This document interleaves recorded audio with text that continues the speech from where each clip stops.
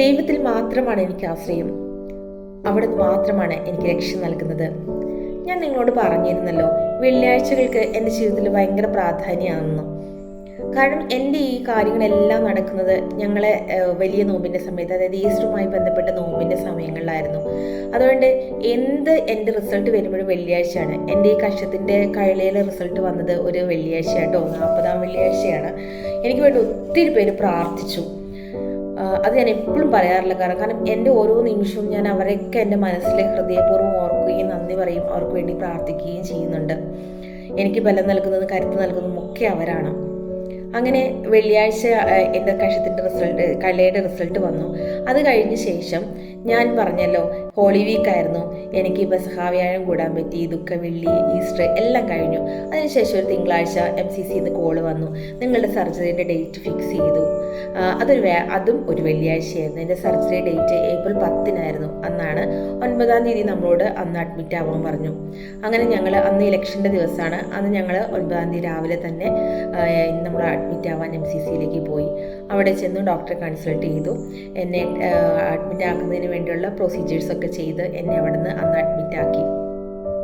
പിറ്റേ ദിവസമാണ് എൻ്റെ സർജറി വരുന്നത്. പക്ഷെ എനിക്ക് വലിയ ടെൻഷനൊന്നും ഉണ്ടായിരുന്നില്ല. കാരണം ഇത്രയും ചെയ്ത ദൈവത്തിന് എൻ്റെ സർജറി സമയത്തും അത്ഭുതങ്ങൾ സംഭവിക്കുമെന്ന് എനിക്ക് ഉറപ്പായിരുന്നു. അങ്ങനെ വ്യാഴാഴ്ച വൈകുന്നേരം എല്ലാ ടെസ്റ്റുകളും കംപ്ലീറ്റ് ചെയ്തു. ബ്ലഡ് ടെസ്റ്റ് കാര്യങ്ങളെല്ലാം ചെയ്തു. അതിന് മുന്നേ ഞാൻ ഭയങ്കര നൈൽ പോളിഷൊക്കെ ഇട്ട് സുന്ദരിയൊക്കെ ആയിട്ട് പോയത് കേട്ടോ. പക്ഷെ അവിടെ ചെന്നപ്പോൾ അതെല്ലാവരും എന്നെ കൊണ്ട് വായിച്ച് കളയിപ്പിച്ചു കേട്ടോ.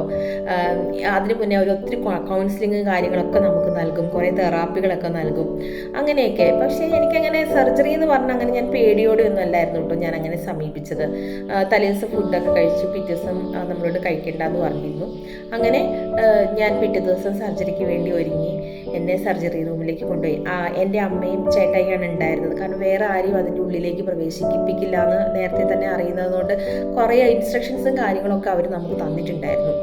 അങ്ങനെ സർജറി റൂമിലേക്ക് പോകുന്ന 2 വശത്ത് മൂടിയൊക്കെ പിന്നെ കെട്ടി, തലയിൽ ഒരു ക്യാപ്പൊക്കെ വെച്ച് അവർ തരുന്ന സർജറി കുപ്പായൊക്കെ ഇട്ട് ഞാൻ ഭയങ്കര ചിരിച്ചുകൊണ്ടൊക്കെയാണ് പോയത്. സർജറിയിലെ റൂമിലോട്ട് കയറി കഴിഞ്ഞപ്പം ഇവിടെ പുറത്ത് ഇവരുടെ അമ്മയ്ക്കും ചേട്ടയ്ക്കൊക്കെ ഭയങ്കര സങ്കടമായിരുന്നു. സർജറി റൂമിലേക്ക് അങ്ങ് കയറി കഴിഞ്ഞപ്പം എനിക്ക് ചെറിയൊരു ടെൻഷൻ തോന്നി. അപ്പോൾ അതിന് മുന്നേ നടന്നൊരു കാര്യം എന്ന് വെച്ചിട്ടുണ്ടെങ്കിൽ, നമ്മൾ റീകൺസ്ട്രക്ഷൻ്റെ ഓപ്ഷൻ പറഞ്ഞു കഴിഞ്ഞപ്പം നമുക്ക് റീകൺസ്ട്രക്ഷൻ ചെയ്യുന്നത് എങ്ങനെയാണെന്ന് വെച്ചിട്ടുണ്ടെങ്കിൽ, ഇൻ കേസ് ഇതെങ്ങാനും റിമൂവ് ചെയ്യേണ്ടി വന്നിട്ടുണ്ടെങ്കിൽ അതേപോലെ തന്നെ അവിടെ റീകൺസ്ട്രക്റ്റ് ചെയ്യുകയാണ് ചെയ്യുന്നത്, നമ്മുടെ ശരീരത്തിലെ കൊഴുപ്പോ കാര്യങ്ങളൊക്കെ എടുത്തിട്ട്. അപ്പം എൻ്റെ ബാക്ക് സൈഡ് നോക്കിയപ്പം അവിടെ ഇല്ല. അങ്ങനെയാണെങ്കിൽ നമുക്കൊരു കാര്യം ചെയ്യാം, വയറിൽ നിന്ന് കൊഴുപ്പെടുത്തിട്ട് അങ്ങനെ ഒരു സാഹചര്യം വന്നാൽ നമുക്ക് ചെയ്യാമെന്നുള്ള രീതിയിലായിരുന്നു ഡോക്ടേഴ്സ് പറഞ്ഞിട്ടുണ്ടായിരുന്നത്. അങ്ങനെ സർജറി റൂമിലോട്ട് കയറി. എന്തായാലും നമുക്ക് കുറച്ചൊരു ടെൻഷൻ ഉണ്ടാവുമല്ലോ, നമ്മൾ പ്രാർത്ഥനാപൂർവ്വമാണ് കയറുന്നത്. അവിടെ എനിക്ക് തോന്നുന്നത്, ഞാൻ സത്യം പറഞ്ഞാൽ ആരും കണ്ടിട്ടില്ല. ഞാൻ ആകെ കണ്ടത് ഒരു ജെൻ്റായിട്ടുള്ളൊരു നേഴ്സിനെയായിരുന്നു. എന്നോട് ചോദിച്ചു എന്താ പേര്, എവിടെ നിന്നാണ് വരുന്നത്, അങ്ങനെ ഡീറ്റെയിൽസൊക്കെ എന്നോട് ചോദിച്ചു. പിന്നെ എന്നോട് പറഞ്ഞു നമ്മളിങ്ങനെ ഇതിലോട്ട് കിടത്തുമല്ലോ, കിടത്തിയിട്ട് പിന്നെ എനിക്കൊരു ഇഞ്ചക്ഷൻ തന്നു. അത് മാത്രമേ പിന്നെ എനിക്ക് ഓർമ്മയുള്ളൂ കേട്ടോ. ബാക്കി 3 മണിക്കൂറിന് ശേഷമാണ് എന്നെ ICUയിലേക്ക് ഷിഫ്റ്റ് ചെയ്തത്. ICUയിലേക്ക് ഷിഫ്റ്റ് ചെയ്ത് കഴിഞ്ഞിട്ട് പിന്നെ എൻ്റെ മുഖത്ത് അടിക്കുകയാണ്. ബ്ലെസ്സി എഴുന്നേക്ക് എന്ന് പറഞ്ഞിട്ട് എൻ്റെ മുഖത്ത് ഇങ്ങനെ അടിക്കുകയാണ്. അങ്ങനെ ഇപ്പം ഞാൻ കണ്ണു തുറന്നപ്പോൾ നമുക്കൊരു ബോധമൊക്കെ വരുമല്ലോ. ഫസ്റ്റ് ഞാൻ നോക്കിയത് എന്താണ്, എൻ്റെ വയറിലേക്കാണ്. കാരണം അവിടെ നിന്നാണല്ലോ ആദ്യം കൊഴുപ്പെടുത്തിട്ട് റീകൺസ്ട്രക്റ്റ് ചെയ്യുമെന്ന് പറഞ്ഞത്. ദൈവത്തിൻ്റെ സഹായം അനുഗ്രഹം കൊണ്ട് എൻ്റെ വയറിന് ഒരു കുഴപ്പമില്ല.